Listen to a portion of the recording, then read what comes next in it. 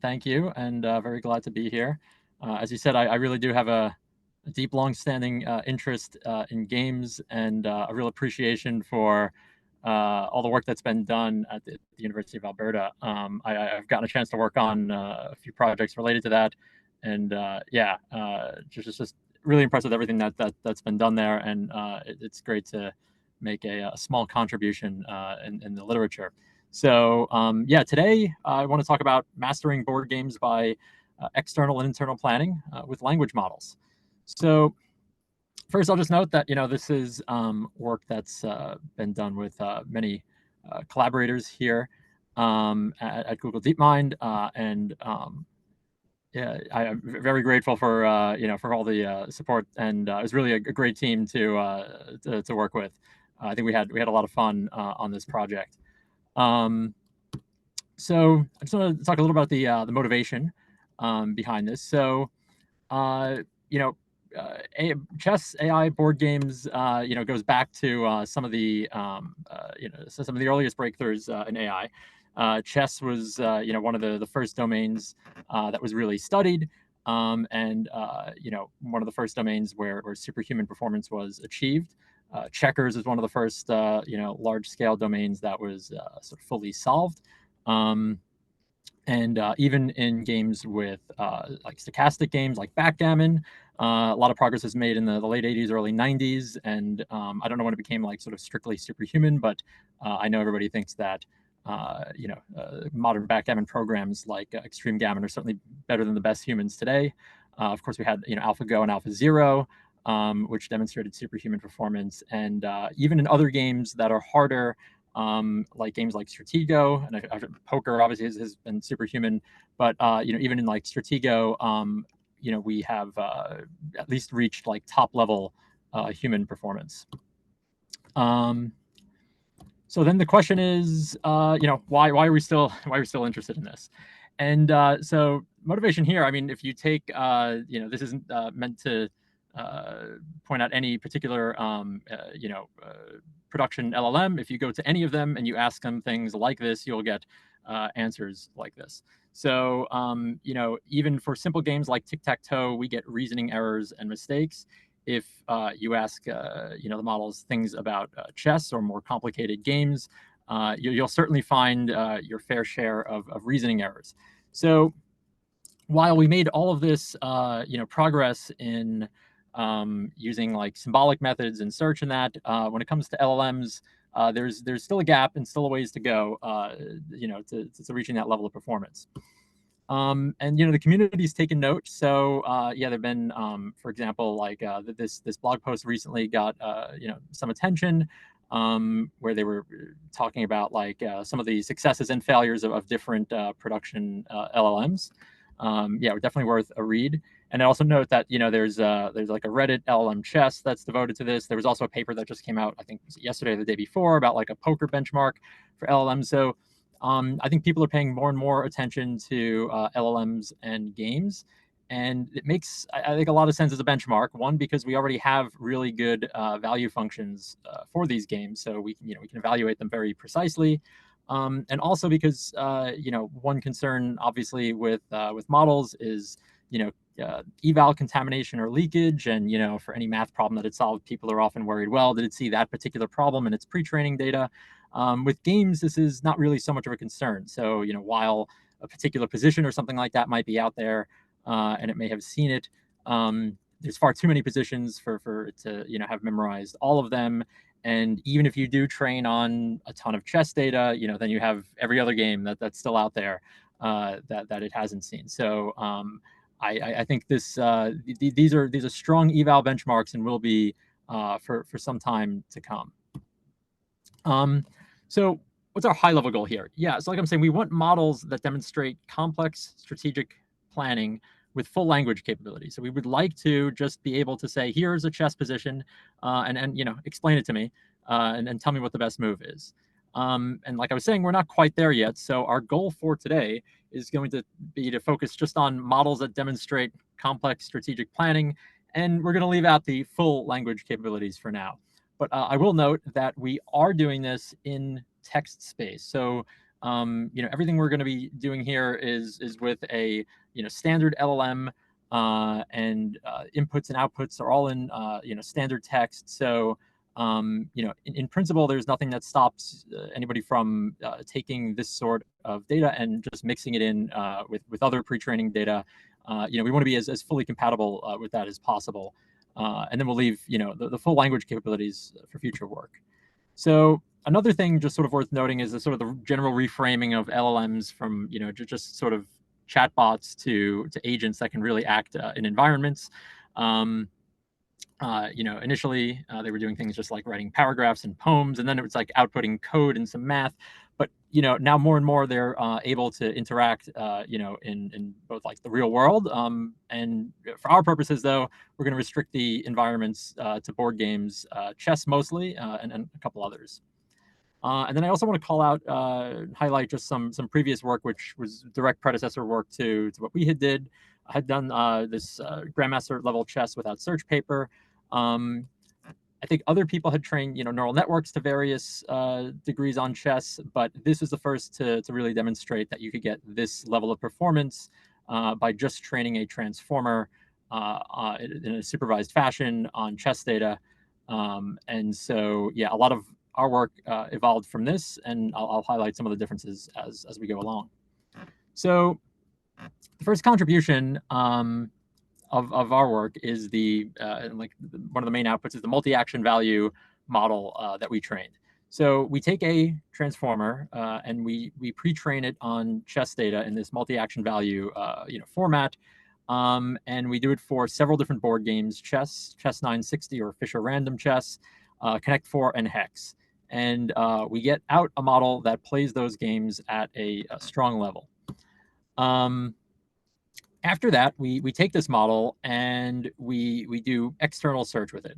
So basically, we're using that model as like a world model inside of MCTS and using it for the policy and the value function.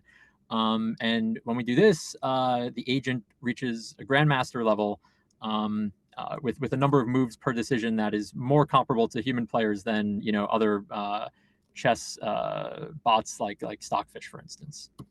And then lastly, we'll talk about internal search, where we directly distill the search procedure into the LLM, and afterwards, with a single model call to the LLM, it can run search and then output a best move that improves on just the base MAV model. And this performance gets better as we scale the search budget. So let's talk about the training data and what went into the model. So like I said, we have 4 games, and we chess 960, Connect 4, and Hex. The chess games were pulled from Lichess when we annotated them all with Stockfish.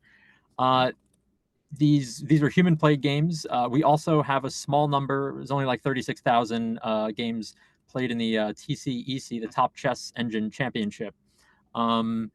And I think it's actually impressive that the model got as good as it did, given these positions. And in fact, I think we should probably have curated even like a much deeper set of like really complicated positions, and I think that likely would improve performance. But yeah, that's something else that could be done for future work.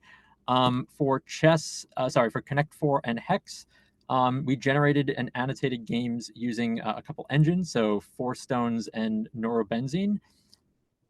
As you can see, there were far fewer Connect 4 and Hex positions in there.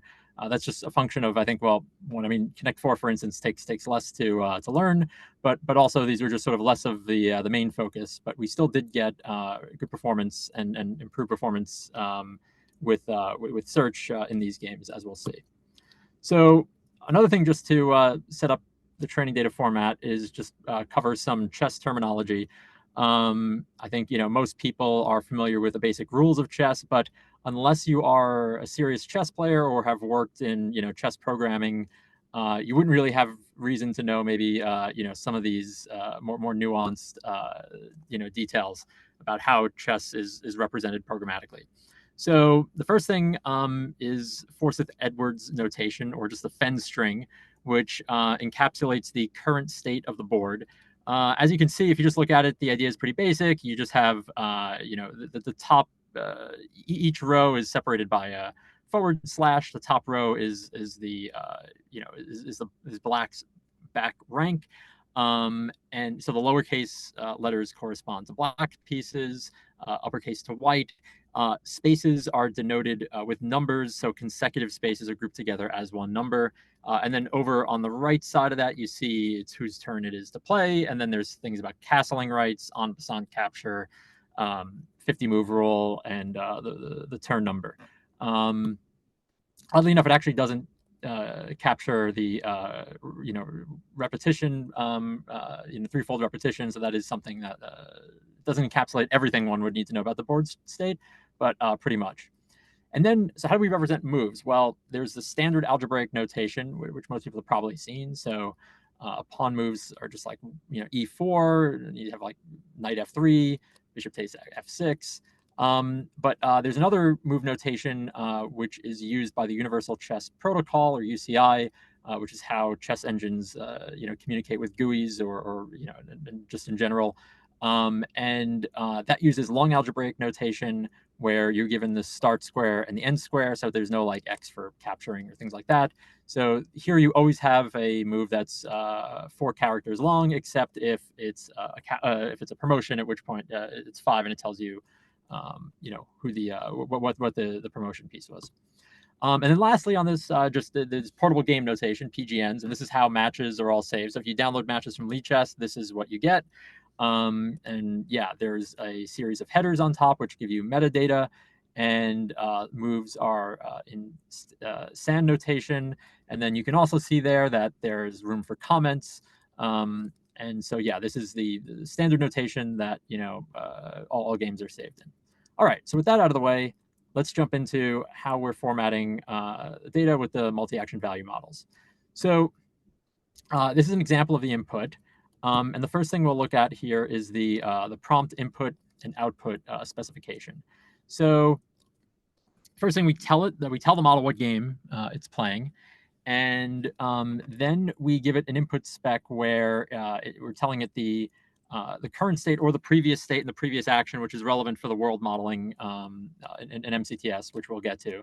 And then what the model has to output then, so you give it the fen and the action, and outputs the updated fen and state. And I'll just so we for the other games we just had a single state. For chess, we supported both the fen notation and also a slightly different state representation, which you can see there on like the 4th or 5th line, which just uses which instead of having numbers uses periods for each empty square.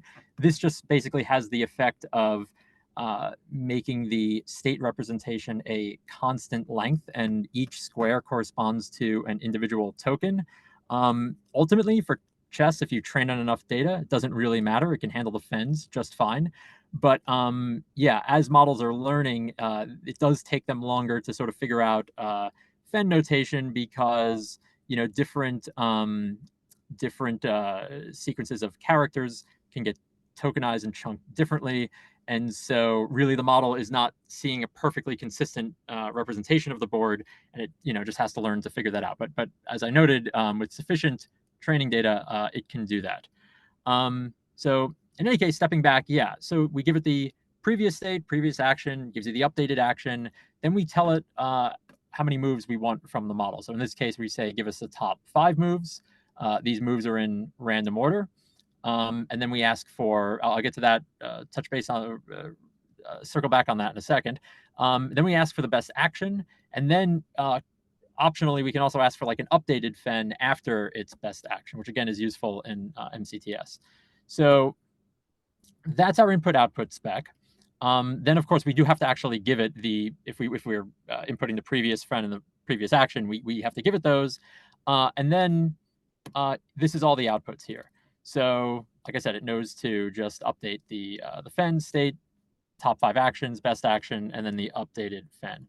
So, yeah, maybe I'll just spend a second on why it's useful to have the top 5 or the top actions be random. So, if you train on them in like if you order them in terms of like the strength of the action, so give me the best action first and then the second. The problem with that is that at test time, if the model makes a mistake and doesn't output the best action first, and it's always been trained that way, it's immediately out of distribution. And so really, all bets are off in terms of what it's going to come up with afterwards. Whereas if you randomize it, it kind of has a chance as it's outputting each action to sort of work through that. And it's it's not like it's more robust as it's decoding actions. We also have we've trained this where you can optionally say give us as an order, or give us the top 5 moves in like lexicographical order, and it tends to do well on those too. But this is the best performing ordering output. And then the other thing I'll mention now is why we ask for the best action, because so this is a problem that was encountered in the previous GM level chess without search paper, which is if you have a lot of moves and they're all winning moves, how do you disambiguate between like the shortest path to a checkmate? And so the way we did this was by just having it output the best action, which corresponds to Stockfish's best move in a given situation.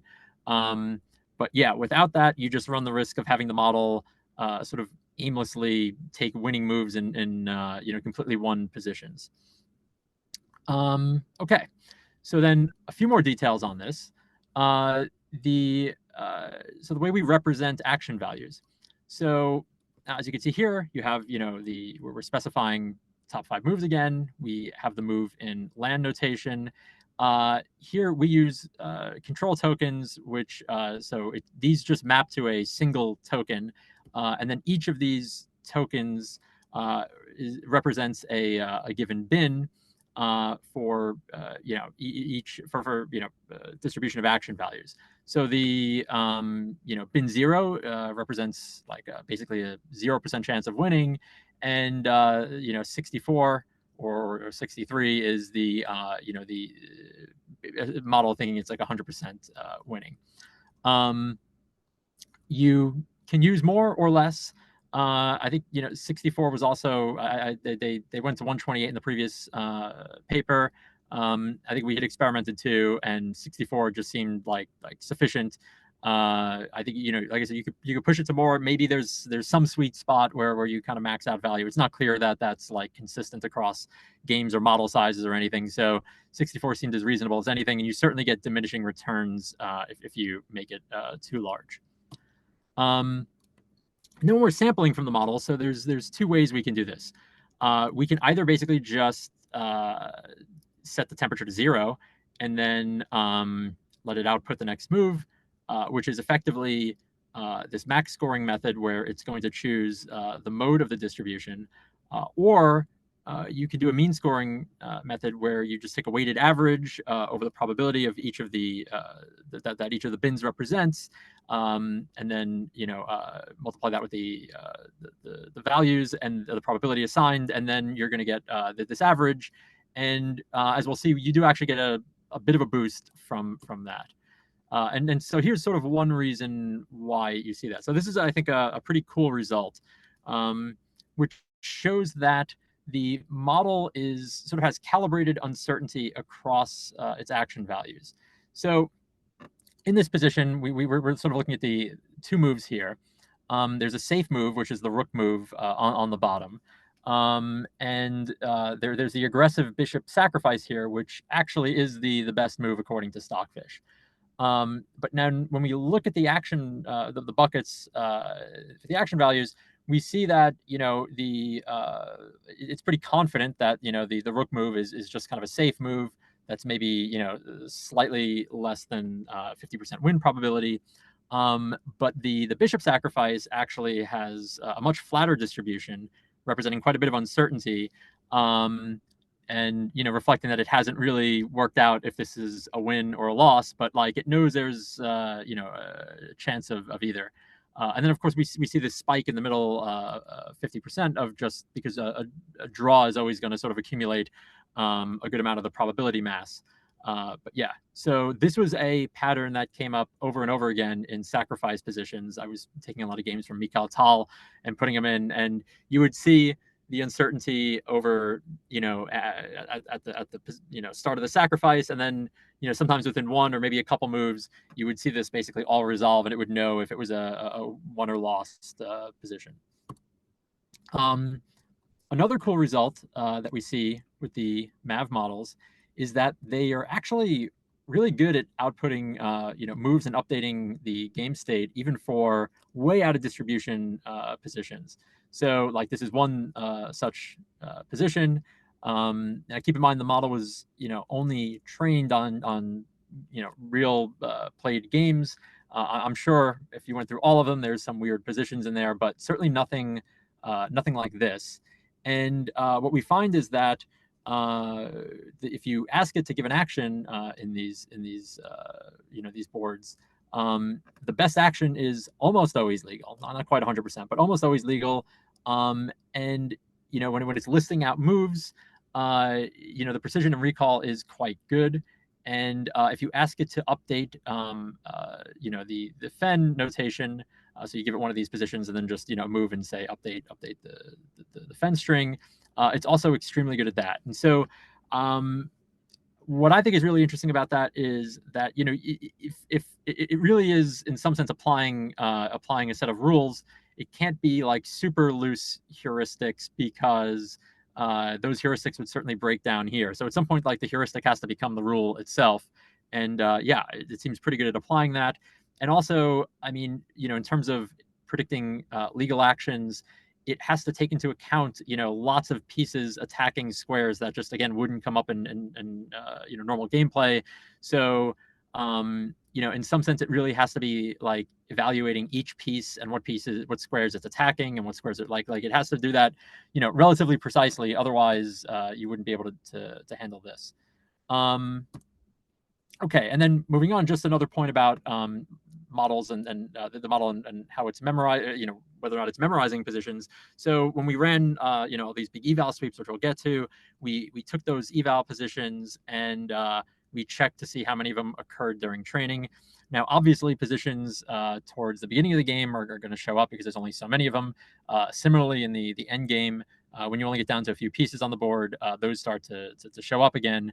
But in the middle game, where the games are really decided, there's very few positions that overlap. So the model is doing some kind of actual interesting computation when it's being evaluated. Not just doing some kind of a pure lookup table from positions that it's seen.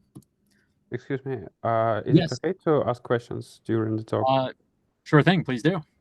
I have like two simple questions. The first is, do you update the top 5 action values for each step from the action model, or do you take them from a chess engine or from any other like source? Do you learn like how to make top 5 actions, or do you take it as granted? Right. Okay. So we're training. So the training data comes from Stockfish. So Stockfish is the source of truth for the top 5 actions, and then the model is just trained to emulate those, and and then at eval time, the model is purely responsible for outputting those. So the model is not. It's not like playing the game from scratch in like an AlphaZero sort of way, where all it has is like the game rules and it has to learn how to play the game. It's definitely cloning Stockfish's action values, but I think that's still a hard task for in some sense, and the models are able to do it very effectively. The other thing that I would also just note, just so in case I wasn't clear, so in that example we happen to use top 5, but it's configured in a way and it's trained in a way where we vary that n. So it's top k for whatever that k is. If k is set to more moves than are legal, the model is trained to just output those legal moves, so it knows when to stop, even if it's been asked for more moves than are legal. And yeah, you can just ask for. We also have a way to just say, if you just say top all, it'll just output every legal action. And as we see with like the F1 scores on the previous slide, it is it's very good in terms of its precision and recall when it comes to outputting moves. If you say, give me all of the moves in this position. Cool. Thank you. Yeah. So yeah. Moving to the external MCTS side of things. So, we have this this trained model, and naturally one of the things that we are curious about is, well, what if we run MCTS on top of it? How much stronger can it get? So when we run MCTS, it's worth keeping in mind sort of the different paradigms of how much search is being done for different types of models. So if you look at Stockfish, that's in the tens of millions of moves or billions, depending on how long you let it run for, and per decision. And then AlphaZero used far fewer, roughly on the order of tens of thousands. Human Grandmasters are estimated to use on the order of like hundreds of positional evaluations when they make a move. And with our model, we're definitely going to be closer to the budget, the search budget of humans. And that gives us some indication maybe that like efficient planning with LLMs is within our reach. So what does this MCTS look like? Well, one of the important things, so if we were going to do MCTS with this model, because I mean, in some sense, it's not a surprise. If you have a good model, you have a good policy and value function, like you do search on top of it, you're going to get better results. But we really wanted to do this in what I think is sort of like a very clean way and sort of an aesthetically pleasing way, where the model was responsible for handling all of the chess specific aspects of the search. So there's an outer loop that's running the MCTS, but aside from the search procedure, everything is handled by the model. There's no like external chess engine calls of any kind when we're doing the search. So a single mav call return, as you note here, a single call gets us all objects necessary to run each step of the search. And when we're doing the search, so the model handles everything on the chess side, I think it's fair to sort of optimize the search procedure itself. To speed things up, we ran asynchronous MCTS, and we found that virtual counts where the basically the visit counts for various nodes are sort of there's sort of like fake visit counts that are added, which are then removed when doing the back propagation step of MCTS. And then dynamic virtual counts take that just one step further, where the number of visit counts that you temporarily add is different per node level. And we found, if you add them so that they're greater towards the leaf nodes, that helps. And this is particularly useful in the low simulation count regime, which we're in. So yeah, let's look at some of the performance of it and how it scales with more search. So first thing I'll say up front is that these are these ELOs that you're seeing here are CCRL, which is just one of the chess sort of leagues, and Blitz ELOs. And I'll just say generally, one always has to be very careful when it comes to assigning ELOs to things, because ELOs really are not like some objective number, but they're defined within a population. So there's Lichess ELOs and FIDE ELOs and chess.com ELOs, and they can all differ, and there's lots of debates about that and everything. So we also note, and we're very careful, I think, throughout the paper, just to say that these are these are estimates. I think they're grounded and they're good estimates, but I wouldn't take any specific number as absolute gospel, because by their very nature they're all estimates. But yeah, I think we do see that external, and one other thing I'll just note on that front is that the previous paper, GM level chess without search, actually did a really incredible job of putting their model out there onto Lichess, and I think did a lot of careful benchmarking. So for our paper, we benefited from that because we were able to benchmark against their model. So that gives us some, I think, again, very, very good estimates. So in this case, we see that external MCTS with 100 simulations, I think comfortably gets us to a grandmaster level. With 500 simulations, we're right on the top grandmaster level, and which, if you were to use like FIDE ratings, for instance, would be like a 2800. I forget what Magnus's top rating ever is, but it's 2800 something. And then external MCTS at 2000 simulations gets us like near state-of-the-art engine strength. It's not quite. There's still a gap there, but I think it's starting to get within sight, which is like I think pretty impressive with 2000 simulations. Now, how can we push this even further? So this is where we go to. We step from external search to internal search, and the idea here is we want to remove this outer programmatic loop entirely. We want to make a single model call and just say, here's a position, do a bunch of search, give me back the best move, and then let the model execute the search procedure on its own.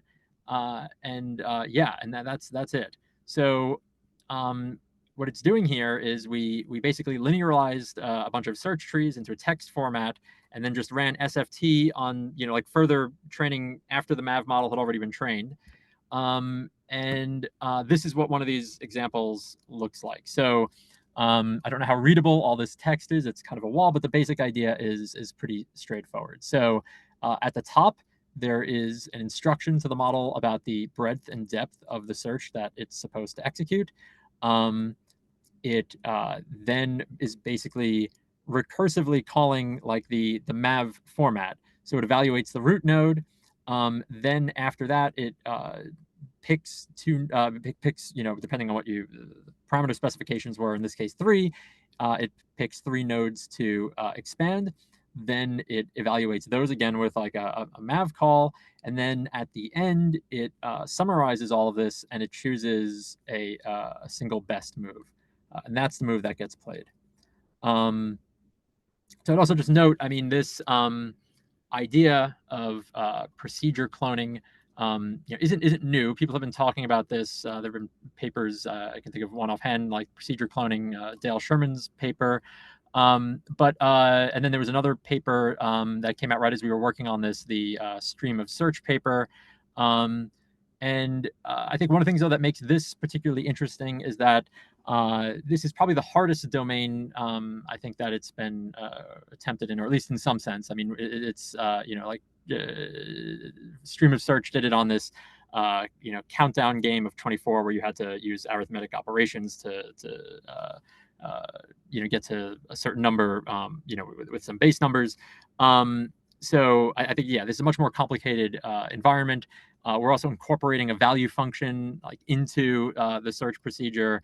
And and as we'll see, we get gains on top of this when we already have a very strong base model here. So, even though it doesn't make the model, as you can see, we get an ELO boost here of what is this? It's like a little over 50. But again, keep in mind this is on top of an already very strong model. So yeah, the main May I takeaway. ask a question, please? Sure thing. Again, Yep. where do these search trees come from? Are these from Stockfish?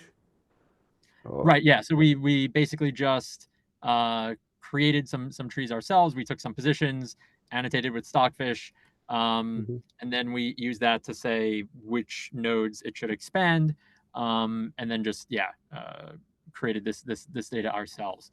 And then I'll also note here that we didn't push that hard on like the different ways one could different types of search procedures one could clone. There's probably room for improvement there for sure, but this one was straightforward. I think it makes sense and it works. And I think it drives home the main point here, which is that yeah, you can train on these search procedures and have models execute them on their own. So yeah, and again here, just the takeaway mainly that we see improvement, we see more improvement with deeper search, as one would hope. And then the other thing, as I was saying, even though it's not like a massive improvement, we're in a pretty low simulation count, or like search count here. So as you can see, we're the top data point here has breadth 4 and depth 2. So it's not searching all that many positions. The reason for this is also just because you do run into context length limits at some point, and it also gets to be very slow to. I mean, we ran like pretty large scale evaluations, and it's slow to sample that many tokens over that many games. But I'm quite sure that if you could have some kind of summarization feature or something, and push the search even further if you wanted to. So yeah, I think there's definitely room for interesting work on that front. So yeah, here's just a compilation of the performance of various models. So as alluded to before, the MAV model with mean scoring outperforms the max scoring by a little bit. And then right above that, you can see the model from the GM level chess without search paper. So yeah, extremely close when using mean scoring. They also used mean scoring for their results. So I would say, I mean, given how close it was, I think we've effectively recovered that performance. One other thing I would note is just the difference between the two papers was that their model couldn't be queried in like a single model call. You had to provide the action for each illegal action at a time. So you're making maybe on average of roughly 40 model calls per position, whereas this again can do it in a single model call. And then with 100 simulations, we gain 68 elo above that.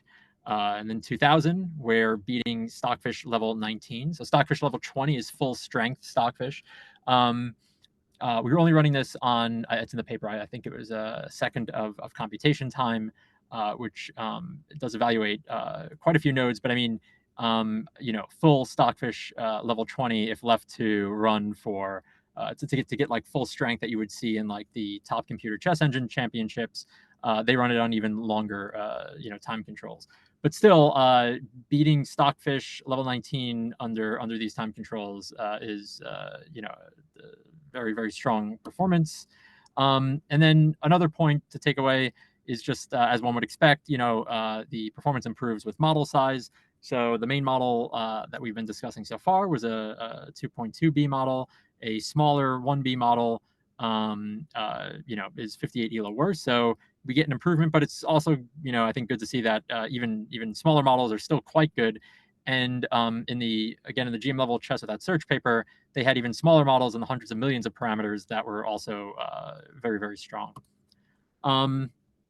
Story is similar, with Fischer Random chess, which is basically just that we see, with more search, we get improved performance.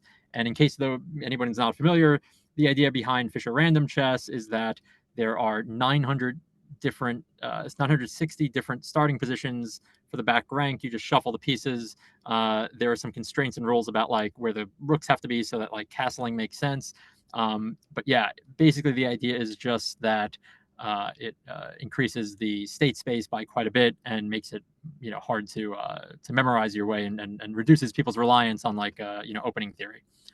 And then for Connect 4 and Hex, again, the story remains the same. We didn't spend as much time, going deep into these games, just mainly showing that we can play, like full games well, and then if we do search on these games, we get again improved performance. So all of this now is wrapped up in a Gemini gem.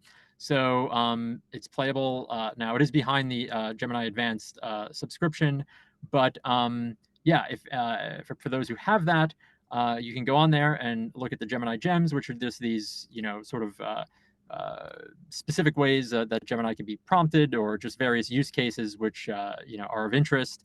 And in this case, we have the Gemini main model hooked up to call the MAV model that we've been discussing.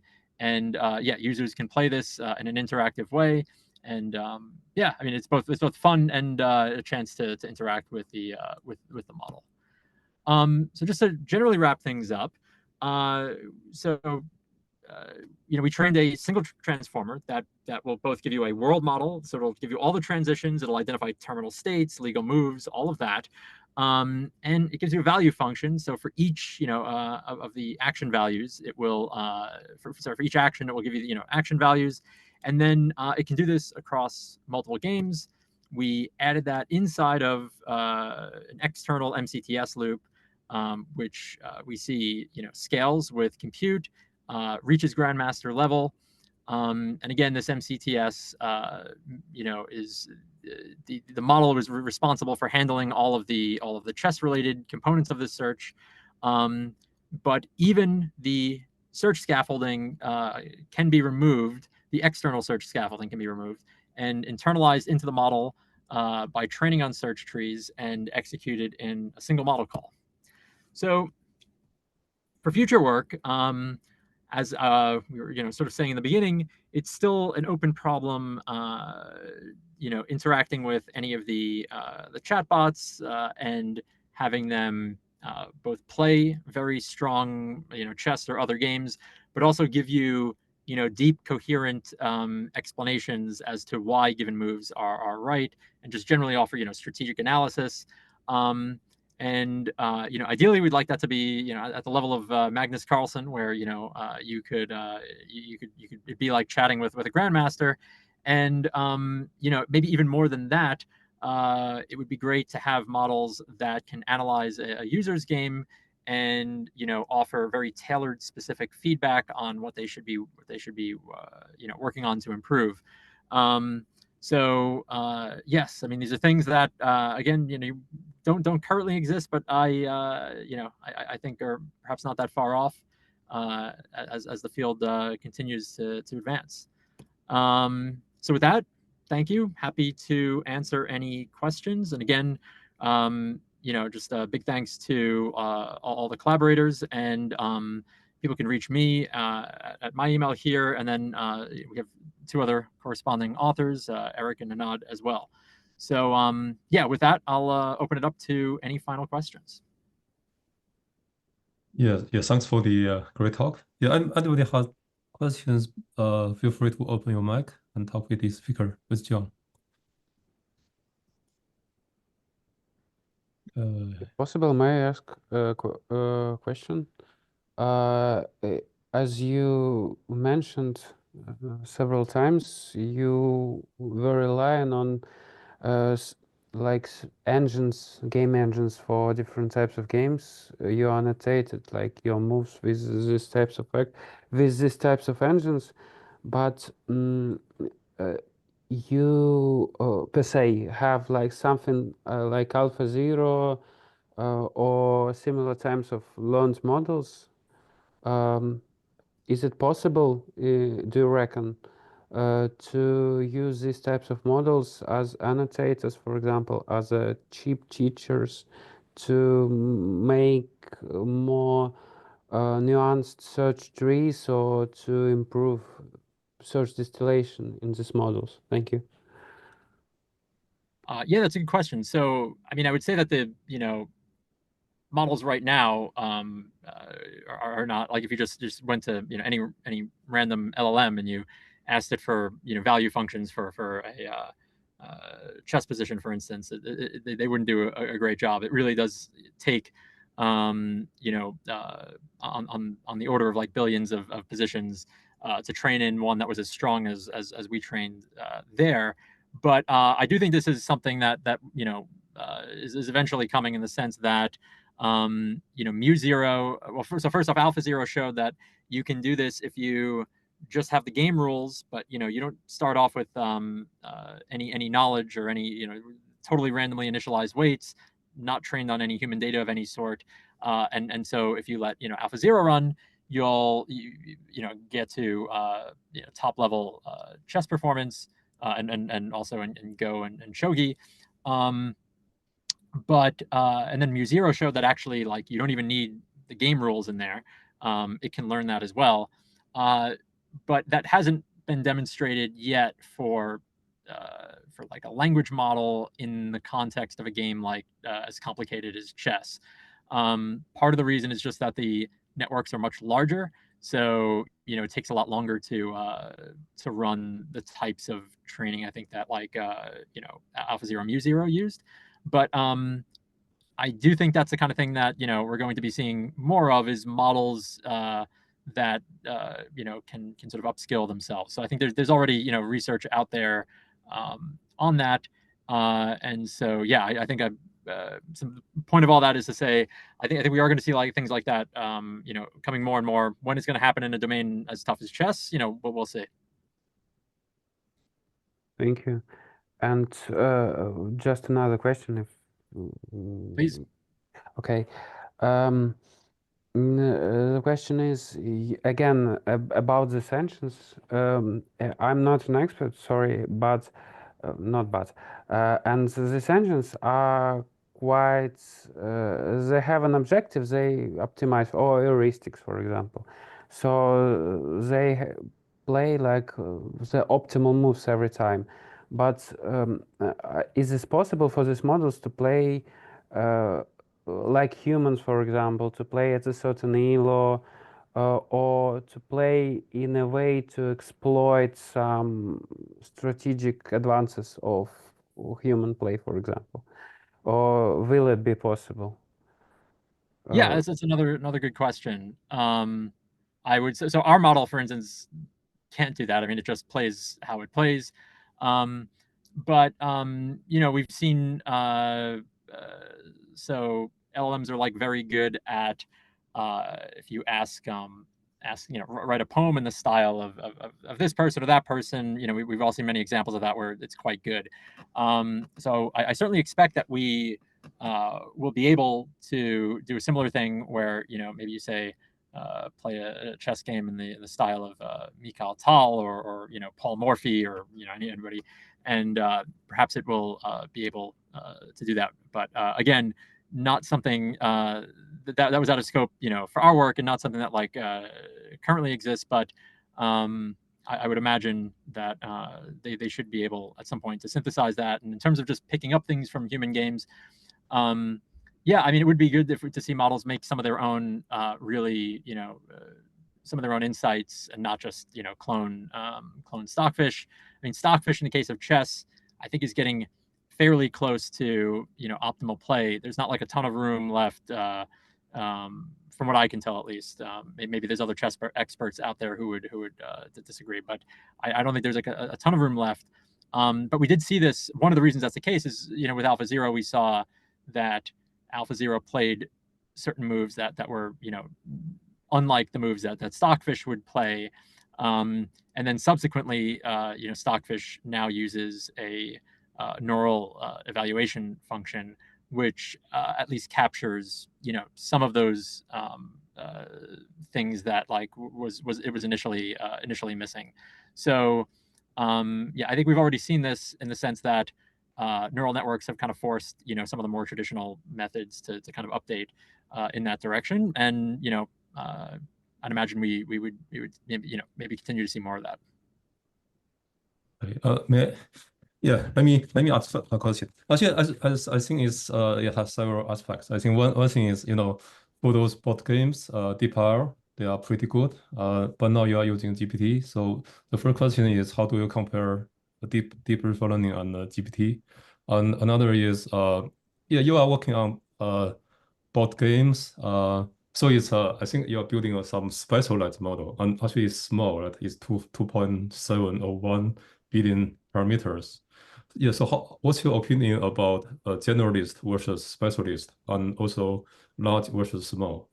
And I think I observe you don't put language into the model. So what do you think about the language the role of language in, for example, in the agent. So basically, there are four aspects. Maybe they are somehow similar, so I ask in the same time. Right. Yeah. So yeah, I always want to be very clear about that. That this model is a specialized model. That like if you ask it to write a poem or something like that, it's actually just going to keep spitting out like chess notation, because that's all it's been trained on. That's all it knows. Um, uh, so one of the points that we make in this paper is that this is like an incremental step in the direction of language, because the formatting and everything that we did was in pure text space, and so, like I said, it's you can just take a data set in this format and drop it into a mixture, and and train on it. So it's at least a step in that direction. Just in terms of like, yeah, my feelings about having a generalist language model, I mean, that's certainly something that as we try to build more powerful AI systems, naturally, and just for them to be general, one of the things they should be able to do is answer questions about board games and just strategic situations.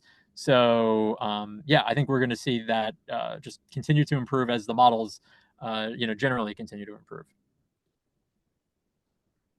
Okay. There's If that fully answers your question, but yeah, I think there's a question. Maybe Michael can. Yeah. Hi, John. Thank you so much for the talk. I saw the poster thingy, and it was like really, really interesting to me. So yeah, I'm like joining from like um it's like 5 a.m. right now, but appreciate that. yeah, I really like this kind of domain as well. I think so. I'm like a very like, I would say, novice researcher. I'm currently a third year in university still, but I'm like super interested in poker, and like maybe like the yeah, I mean, I would say like imperfect information games, but really it's just poker. Um, and I was really thinking about how like before I saw your stuff, like how we can uh like increase like uh LM performance for poker. I feel like it's kind of similar with chess, where like there's all there's, or like some aspects where like there's already like solvers for poker. So maybe it's not really about like like getting like achieving perfect performance, but seeing like how we can use LLMs to uh yeah, get better performance through like planning strategies. Um, and then the other aspect that was brought up by Sacha, I think also, that I was really interested in is like how do we um adopt like exploitative strategies, I guess. Um, and yeah, I don't know. Yeah, do you have any ideas on like uh or yeah, I guess like what's your viewpoint on like uh how feasible this kind of stuff would be with like poker? Yeah. Um, Yeah, sure. Thanks for the question. Yeah. So, uh, well, okay. So first, I love poker. I played quite a bit and studied the game. And yeah, so I mean, things, it does add a different sort of an extra level of complexity once you start whenever you talk about like hidden information games. But as you note, there are good solvers out there for poker. I would also so I would point you to there was a poker bench paper that was like literally, I think it was yesterday, the day before, something just released, very very recent.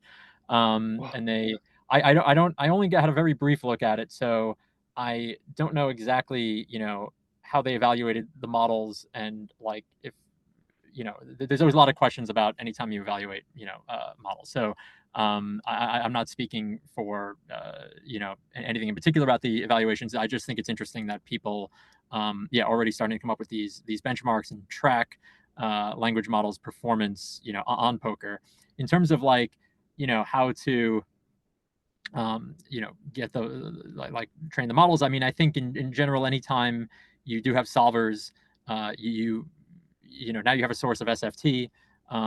So you can definitely just try to train it to do that. But obviously we'd like to do this in a way that sort of where it is maybe more flexible and it's not just learning purely an optimal strategy, but models that can adjust and adapt, right? Like because much of poker as it's played in the real world isn't just about playing like GTO, but it would be about like adapting and exploiting opponents. In terms of how you actually would do that, it's I think those, at least with language models, those are open questions. I don't know in a game of the level of complexity of like again we've sort of seen how the models are with chess, so poker adds a whole nother level of complexity. One of the things that you have to be careful about whenever you evaluate things like poker or other hidden information games where you have a you're not just taking a single action, right, but you have like sort of a policy, is that sometimes models can be good by accident just because they say one thing or another thing, or they just kind of give you some vague distribution. It doesn't mean that they, that's a calibrated, policy. So that's one of the things that makes perfect information games a little bit easier to, to maybe work on. Is that you can say no, in this position there was like a clearly correct move. So yeah, that's something you don't have in poker. So just I guess all that is to say, it adds a good amount of complexity to it. I think, like I said, because you have ground truth, ultimately it should be doable, and it'll be interesting to see how that progresses, in the near future. Yeah, that I was wondering like maybe it would take a lot longer to train because of like due to variance or something. Um, Right, and but yeah, that's a good point too. I was just going to say that, yeah, if you're training it against like an opponent, like if you're doing some sort of RL like that, yeah, the variance is massive in poker. So that also, uh, you know, that would take a much longer time to train. But yeah, sorry, continue. yeah, I was just gonna. I guess I also just really wanted to better understand your work. Um, and so like it seems like you guys are also using RL, right? Uh, No, there was no, for this particular project. There was no RL used. Everything was just standard, model, standard like supervised training. oh, okay, wait. Oh, then what was the I think I heard some stuff about like some like value function or something like that. Right. So Uh, we're just directly training in the value function. So it is learning a value function, but it is not acquiring that value function, through reinforcement learning. Maybe how about I ask this question? How do you compare deep referral learning with like GPT language model? Say for the board game like chess, which one will you choose? Like say resources, like efficiency, like data, those kind of things. How do you compare those two approaches? Yeah, I'm so I don't know. And by GPT just means sort of like LMs more generally. Yeah, I mean, uh, right. I mean, like, so people have gotten good performance in many environments with using deep RL with much smaller models, right? On the order of like hundreds of millions of parameters. And here too, we got to good performance with, or and then the other GM level chess without search paper showed that you can do that with the millions of parameters regime.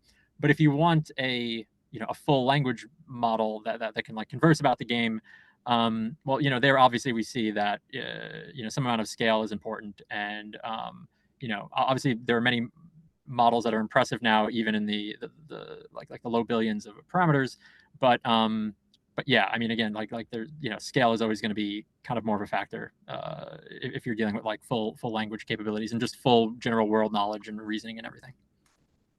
Okay. Yeah. Let me see. um, You feel still have time, or we can have a little bit more time to I discuss have a it. couple minutes if there's any remaining questions. Yeah. Okay. Yeah, yeah.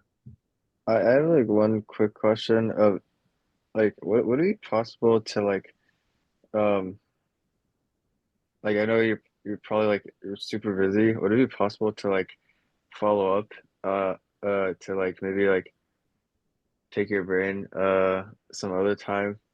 Just because like now's not like a great time for me. But I have some like maybe like specific uh like proposal like for poker specifically, and maybe I was thinking if I could write up like a proposal and then send it to you before the meeting. We can talk about it maybe like briefly. Email is on the slide, and that's what it's there for. If anybody wants to follow up with any questions, happy to field them. Thank you so much. Sure thing. Yeah, maybe I ask something a general question. You know, since in your work, I think you don't put language in, but as you mentioned, if you put language in into the system, the model will be much bigger. So why do we have to put language in? How about we separate them? And for example, we have two agents. One is for just for those games, another for like say communication, NLP, user interface, those kind of things. And like those two models, they collaborate. How about this approach? What do you think? Yeah, I mean, I guess in some sense that's what the chess gem is doing, right? It's calling a specialized model, but yeah, and I mean, I don't know to what, I don't know. You get to sort of philosophical questions about or mixture of expert models, kind of doing certain things like breaking things down along those lines. I mean, I don't know. I would just say, it does seem though like these like the LLMs that are in production are generally quite capable at lots of different tasks, and it feels to me that those they should at least be reasonably good at playing games. I mean, even like humans, you can take somebody and train them in a short amount of time to at least play okay-ish chess, where they they follow all the rules and do somewhat sensible things, even if they're not going to be strong players. And if you give a human more time to reason about something, they usually are going to get better at it. And so that's something that we want to see from models too. So I think maybe to some extent, maybe there's always going to be a certain amount of specialization. Humans too are all of us end up being very specialized. But even accepting a certain amount of specialization, I think we can continue to improve generalist models. Okay. Yeah, I observed that in your results, the error 20 by Stockfish, it seems your approach has not outperformed that yet. Is that right? Right, and I don't think we had much expectation that we would, and I don't think we're not really like at least not with this, like we're not Stockfish at L20 long. I mean, it's just searching so many positions. It's almost like if you were to compare a human to or like some sort of an intelligent neural network, some kind of like a pure calculator when it comes to like arithmetic. You're maybe you can match performance in the sense that you can like do Okay. arithmetic correctly, but like you're never going to beat the calculator in the sense that it's just always going to get the right answer, right? And I think that's kind of getting close to where Stockfish is now. Okay. Yeah, so maybe more parameter, more data, or more training or something like that. I don't know. Or yeah, or part of what I'm saying is like, yeah, I mean, there may be just a limit to how good there are some things for which a symbolic system is ultimately just going to get the correct answer. And I'm not saying Stockfish is entirely there, but it's getting there. Yeah, so in a system where you have some sort of a symbolic solver that just has the right answer, any kind of neural system can sort of maybe at best hope to just get close to that or tie it if it's a simple enough problem that like that neural system can also solve. But yeah, I mean, totally matching, Stockfish nowadays, and also keep in mind, Stockfish does use a neural network in its evaluation function, so that's very Maybe tailored. something like alpha 0, right? Something like that. Right. I mean, I think theirs is it's a different setup, but like they've since Alpha 0 they've incorporated neural networks as well. Okay. Yeah, I see. I have a quick question. So we know that the training data is really hard to get nowadays, but in your particular case, can you import some of the plays from AlphaZero or whatever that online game playing, use that as the training material for you? Do you think that will achieve the same result as compared to the current training data you have? Sorry, like in training data in which setting?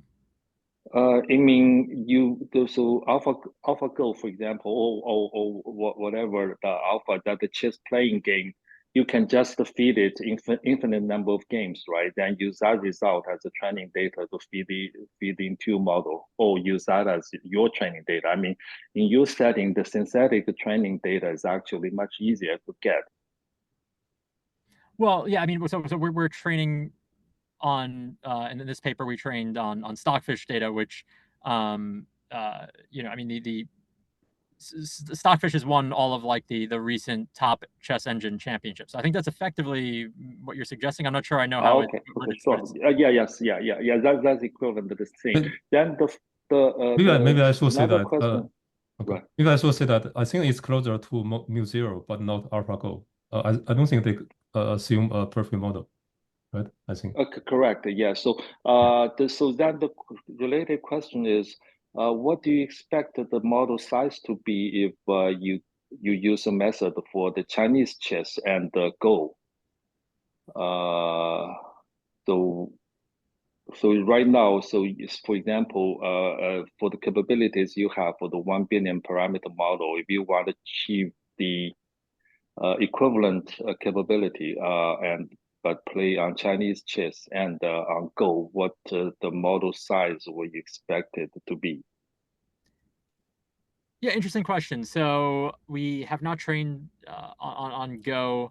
Um, I, uh, I don't know that necessarily you would need a much. I mean, I think that the 2B model may be sufficient. I mean, I think, you know, AlphaZero did not use a model that was that large, so I think the neural network side of things can, again, that may be sufficient. Obviously, we wouldn't know until you ran it, but I think the question would maybe be, I would wonder more, how much training data would you need in a game like Go compared to chess? Um, you know, my instinct would be that it would be considerably more, just because, you know, it's a much larger state space. But I don't know, maybe there's more recurring patterns or something like that that it picks up on, and maybe it's not as much more as one might think. So yeah, I mean, it would be, you know, another interesting thing to run, and sort of an open question for all games, right? Like how much would it need to really get to get good at that game? And then also another important point too is, it's not just a question of how many positions you train on, but like how many sort of useful positions that you train on, right? As I mentioned, you know, we trained on lead chess games, human data, you know, the like human play games, and we weren't trying to curate. We didn't try to go in and select maybe like the most interesting and valuable training positions. So I'm not claiming that each data point that we trained on was like, yeah, maybe like the most, you know, had like the highest amount of entropy or something. But like, yeah, if you were, so another, I guess another good question could be like, how good of a model could you train that maintains the same performance with like the fewest number of data points or something like that? Yeah, good question. So which I Okay, don't know. yeah, right. They were equivalent. Yeah, right, correct. Yeah. Thank you. I have a similar question.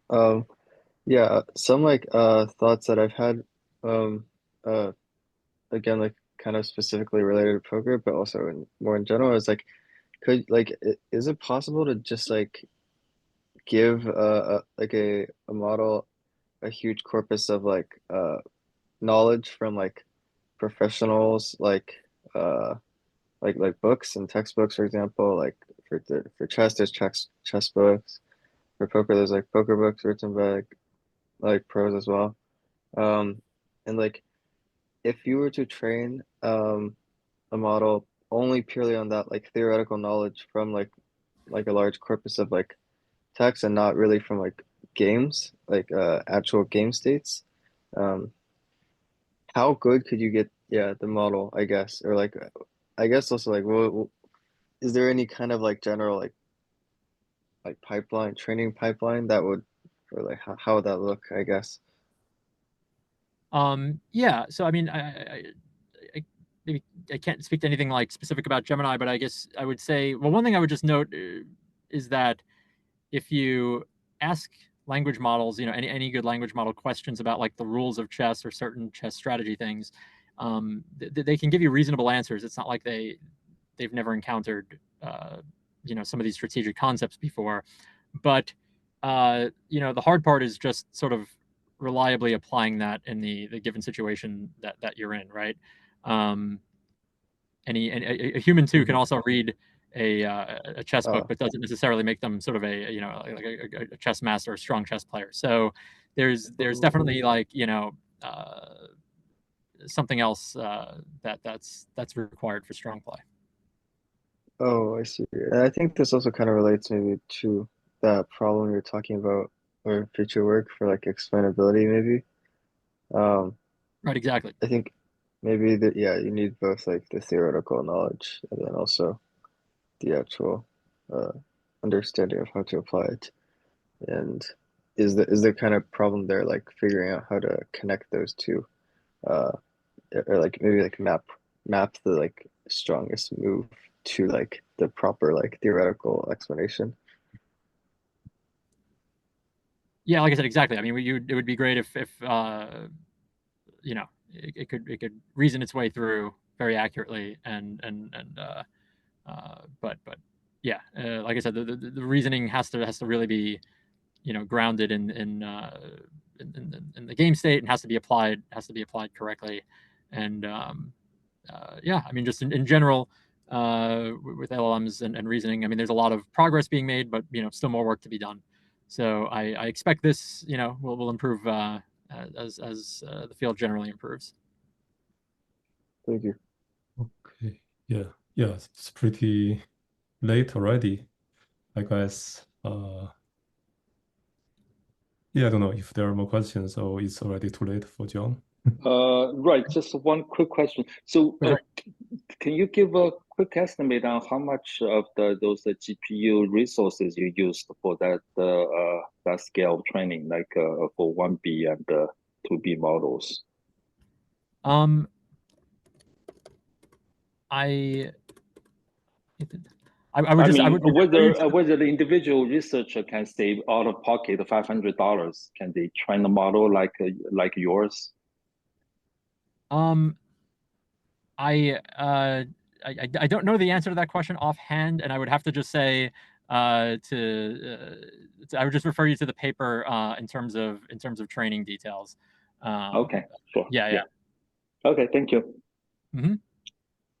Okay. Yeah, maybe I think yeah.